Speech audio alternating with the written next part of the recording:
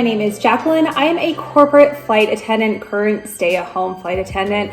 Welcome to my YouTube channel, Jacqueline Travels. So in today's video, I am going to ask your most frequently asked flight attendant questions. I get a lot of repeat questions and I thought it would just be best for me to make a video. This way you guys could search my channel. You'll find all the answers in one spot. I'll also be listing the questions down below so you know if you need to fast forward or anything to find your answer, you know about where in the video you can find your answer. Before we get into the questions today, I do want to ask that you guys double check and make sure that you are still subscribed to my channel. Again, YouTube started unsubscribing you guys. I don't know what that's about. I don't understand why they would be doing that.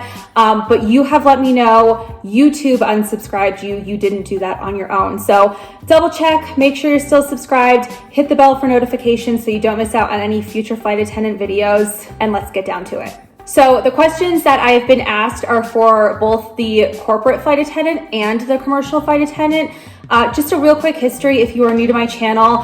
Like I said in my intro, I am a current corporate flight attendant, but before I went to the corporate side of flight attending, I was a commercial flight attendant for about 5 years. I also worked hiring events for commercial flight attendants, so I'm pretty familiar with what it takes to get a job as a flight attendant. So the questions today relate to both. I will answer if it's a question that could be applied to the commercial side of flight attending or for a corporate flight attendant. I will answer the questions for both different flight attendant jobs. This way you guys can hear the answers and kind of determine if you want to be a corporate flight attendant or a commercial flight attendant. So I've got my list here. I'm going to read off of it. Let's do this. All right, what do you do with your pets when you are on the road?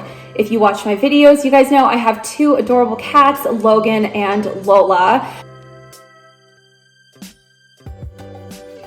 I am married, so my husband takes care of our cats, but I've been a flight attendant for 7+ years and I've only been married for about 7 months. So I used to have family help me with my pets. There was a time when I had a dog. He was the best dog ever. Unfortunately, he got sick and I had to make the hard choice to put him down. But when I had a dog, I had family support 24/7. Like the dog was never left home by himself. And with the cats, it's easier because cats are far more low maintenance than dogs are. So, you know, if I'm out of town and my husband is out of town, which very rarely ever happens, but the occasional, if he's out of town, my mom or one of my sisters will come to our house and make sure that the cats have water and food and a little bit of human interaction during the day. So I do have someone to take care of pets.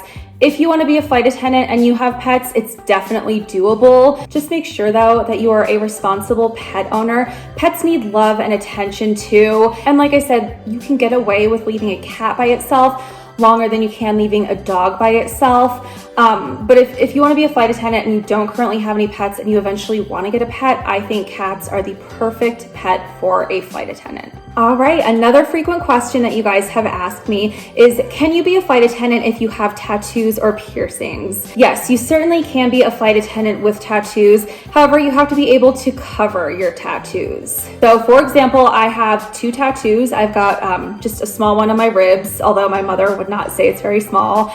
And I have a tiny tattoo on my toe. It's the outline of a star. So obviously when I'm wearing my flight attendant uniform, my ribs are covered and I am in closed-toed shoes and my tattoos are covered. If you've got a full sleeve or wrist tattoos or neck tattoos, that's going to be harder to cover. And there are some airlines that do discriminate against hiring flight attendants with tattoos. So cover them as best as you can when you are doing your face-to-face flight attendant interview. And then all throughout training, make sure they're covered too. I've heard of flight attendants who have been sent home from training for not disclosing that they had tattoos.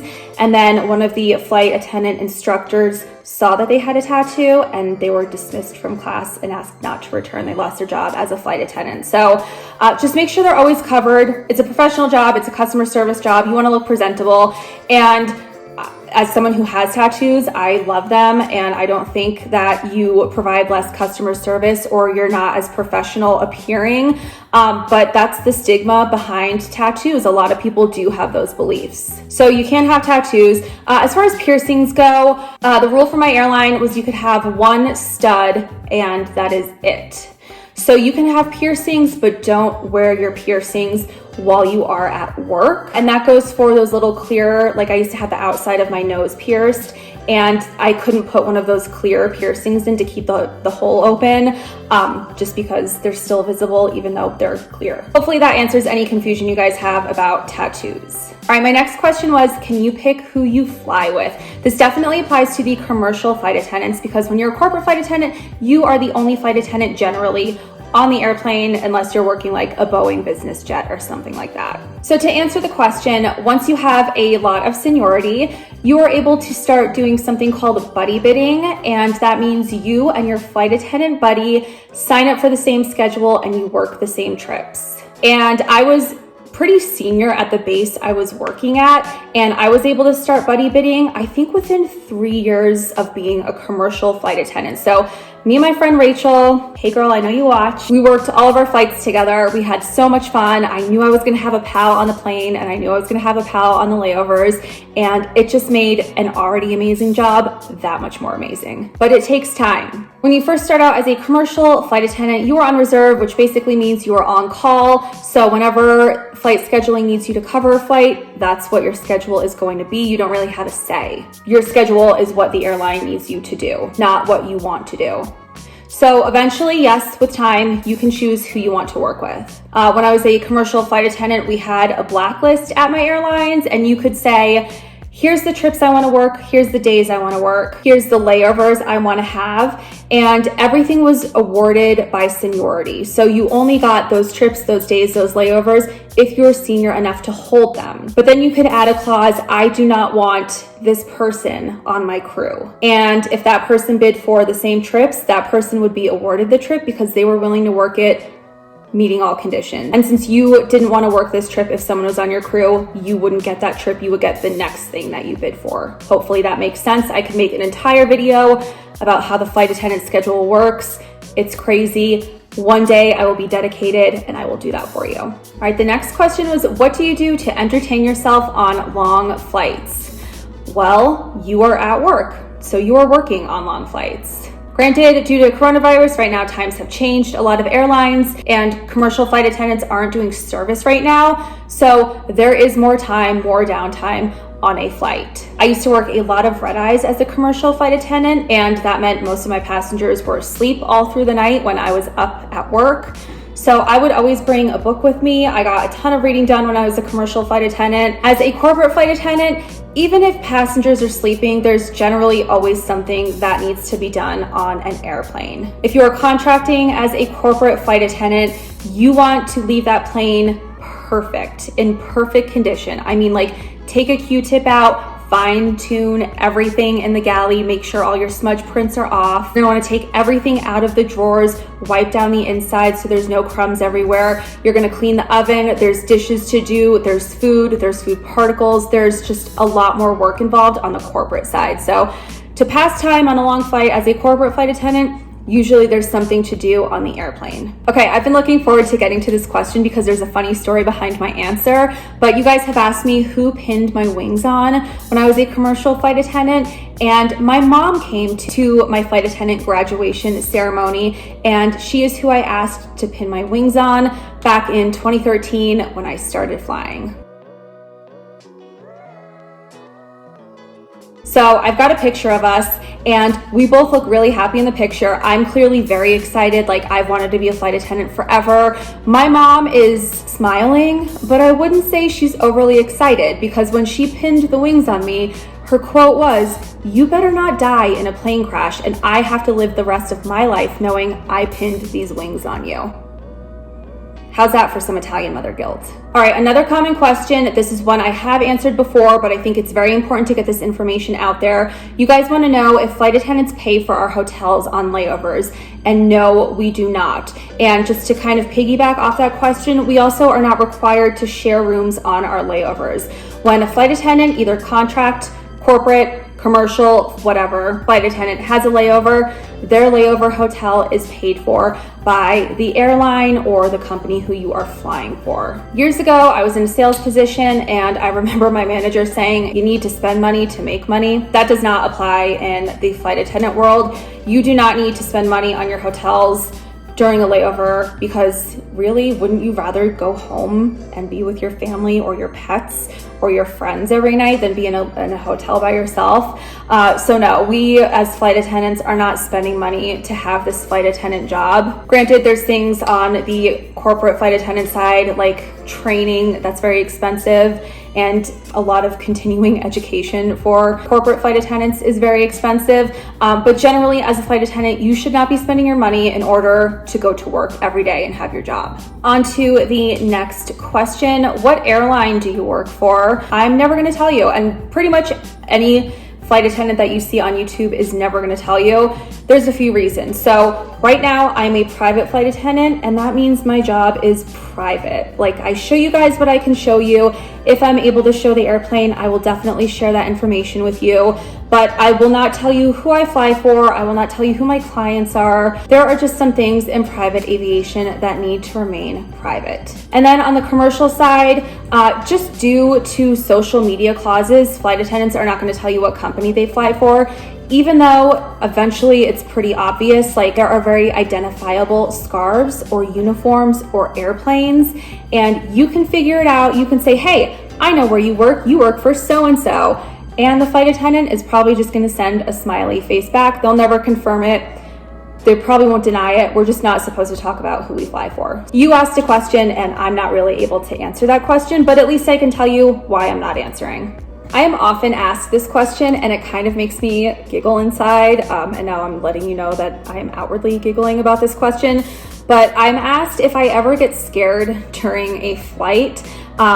And I'm assuming that has to do with turbulence, and no, turbulence does not bother me.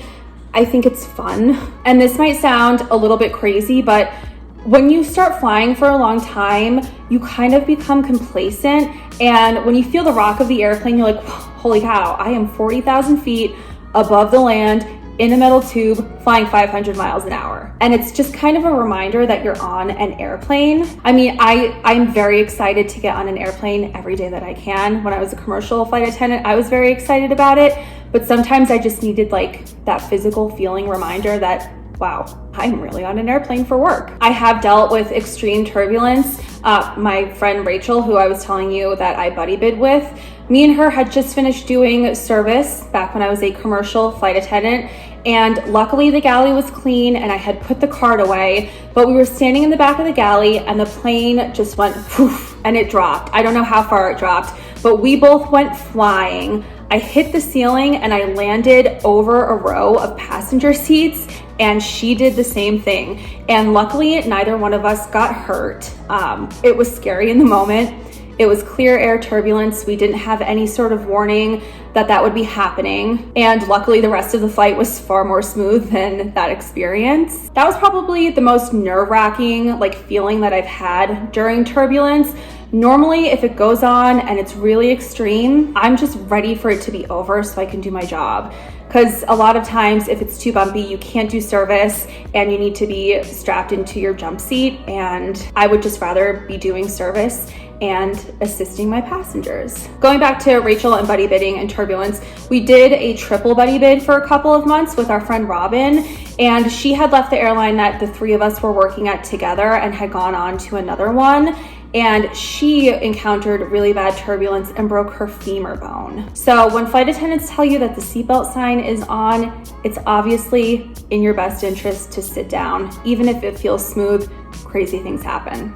And then a different example of not turbulence, but a time that I felt, I wouldn't say scared, but definitely threatened on an airplane, is I had to ask a passenger to get out of the exit row because he did not pay to sit there, and everyone else who was seated in the exit row had paid to sit there. And he decided to call me an effing B, tell me I was the worst flight attendant he's ever dealt with, just a whole bunch of nasty stuff. That kind of stuff doesn't bother me. I've been called so much worse, even right here on YouTube. So whatever, I blew it off. I told him he could continue having those thoughts in the seat that he paid for and that he was assigned to sit in, and he needed to get out of the exit row. So I thought the confrontation was over. The passenger got up and I walked to the front of the airplane and he was stomping behind me, and I thought he was going to put his hands on me. There's different protocols for when this sort of thing happens at the airline world. So I picked my able-bodied passenger. I asked a very big, like bulky, strong looking man. I just said, if that guy comes up to me again, like, can you be on the lookout? I'm concerned that perhaps he's gonna lay his hands on me. And the flight went on, the passenger calmed down. Luckily, I didn't have to use assistance from my able-bodied passenger or anything like that. The guy ended up leaving me alone. He was just a not nice passenger who felt entitled to something that he did not pay for. So scared, I don't know, threatened, I did feel threatened. The next question that you guys are curious about is how long does reserve last? And this is geared toward commercial flight attendants. That just depends. Is the airline that you're applying for or hired with doing a lot of hiring? If they are doing a lot of hiring, you will be on reserve for a less amount of time. If you are the last class who has gotten hired by this airline, you will be on reserve for a long time. So it really just depends. And then it also depends on what base you're at. If you're at a really junior base, you will probably be on reserve for a less amount of time because they're probably growing that base. And if you're at a senior base, those senior mamas don't like quitting. They want to work until forever, so you'll probably be on reserve for a long time. It all just depends. The first airline that I was hired with, because I have been with 2 commercial airlines, so the first one I was hired with, I would have been on reserve probably 10 to 15 years at least. And the second airline that I was hired with, I was on reserve for a year and a half. And then I had a line, which is just flight attendant speak for schedule. So I had my line for like 3 years, maybe 2 years. And then I went back on reserve because the bases were changing. Flight attendants were needed at other bases and they stopped hiring at mine. Even if you end up getting a line, there's always the risk that you can go back on reserve. In the flight attendant job, you need to be flexible, always. All right, the next question is, how do you get good trips? You get good trips when you are a senior flight attendant and you have done your time and you put the work in and you earned them. You can be a dream bidder. I was a dream bidder, and what that meant was I would bid for very good trips, very good destinations and layovers, knowing that I didn't really qualify for them, but hoping maybe I could sneak through the cracks and maybe senior people didn't bid as well as I did, and then I would be awarded those trips. So it's always good to dream bid. You're either not gonna get a trip because you didn't try, or you might be surprised and get a dream trip at some point. The next question is, do I need to live by an airport to be a flight attendant? In the corporate world, you do need to live by the airport because they do quick calls or pop-up trips or things like that. And in the commercial world, you also need to live near an airport, again, because you might be on reserve and get a 2-hour call out or a 3-hour call out. And that just means crew scheduling calls and says, hey, we have this flight leaving in 2 hours or 3 hours. You need to work it, get to the airport and check in within 2 hours. That being said, you do not need to live near the airport you are based in. I commuted when I was a flight attendant because I didn't live in the city where my base was. So that meant I would drive to the airport and fly to my base city, which was Chicago. That's not a secret. So I'd drive to the airport, fly to Chicago, and start my trips from Chicago. And then when my flight attendant work was done, I would land in Chicago O'Hare Airport and fly back home. And I'm probably going to be asked about this. No, it does not cost you money to do that as a flight attendant. You get flight benefits and you get to fly for free. Next up is, what flight attendant school did you go to? I fully plan on making a video about flight attendant schools for commercial flight attendants, but to be very brief on that subject, wannabe commercial flight attendants, do not pay for flight attendant school if you want to become a commercial flight attendant. You don't need to. You don't need any prior experience. Customer service experience should be enough. Now, if you are a corporate flight attendant, that is not the case. You do need to pay for training. I went to flight safety, and if you want to be a corporate flight attendant, the only 2 training schools that I would recommend are flight safety or FACTS, F-A-C-T-S. Those are the only 2, and I guarantee you about 80% of corporate flight attendants would only recommend those 2 schools as well. My next question is, how do you find flight attendant jobs? And my next answer is going to be the same whether you're looking as a commercial flight attendant or a corporate flight attendant or a contract corporate flight attendant. I signed up for job alerts through Indeed.com. My keywords were flight attendant. I left it very broad. So anytime there was a position for a flight attendant that was posted to Indeed.com in my area. Indeed would send me emails and I would look at those emails and then decide if it was something that I wanted to do. That's how I got my job in commercial aviation, and that is actually how I booked my first flight as a corporate flight attendant. I opened my email one day, Indeed.com said, hey, this company is looking for a flight attendant. It's a 4-day trip.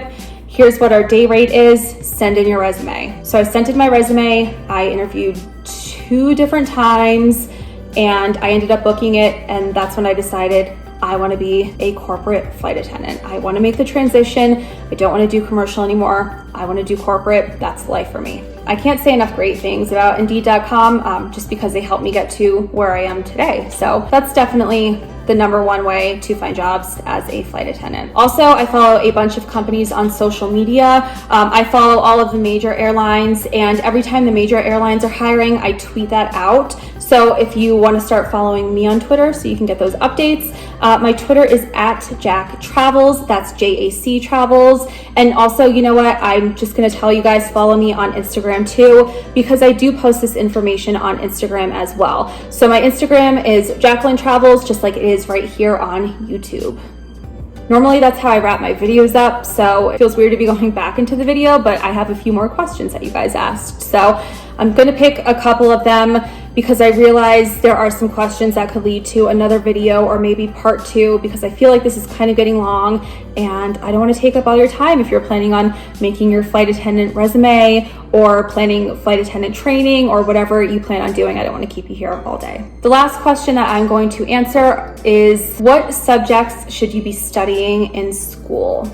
During all of this downtime, because aviation has been slow and I haven't been flying, I decided to pad my flight attendant resume and get a certificate in hospitality and tourism management. So if you are a college student, that would be a great route for you to take. Anything having to do with customer service, any courses that have to do with cooking, or if you want to go and do a food plating course, all of that is helpful for the corporate flight attendant, but definitely the customer service is very helpful for the commercial flight attendant. You can get hired as a commercial flight attendant without any training, and I kind of touched on that, and I fully plan on making an entire video based on that. Actually, thinking about my filming schedule, that video will have come out before this video is published, so I'm going to link it up above for you right now. Check out that video. I hope I was able to answer your questions. If you guys have any more questions, comments, thoughts, or concerns, definitely post them down below for me. I will get back to you as soon as I can. Again, don't forget to subscribe to my channel, and please make sure that you like this video. If you know anyone who wants to be a flight attendant, please share this video with them as well. Thank you very much for watching. I appreciate it, and good luck to all of you future flight attendants out there.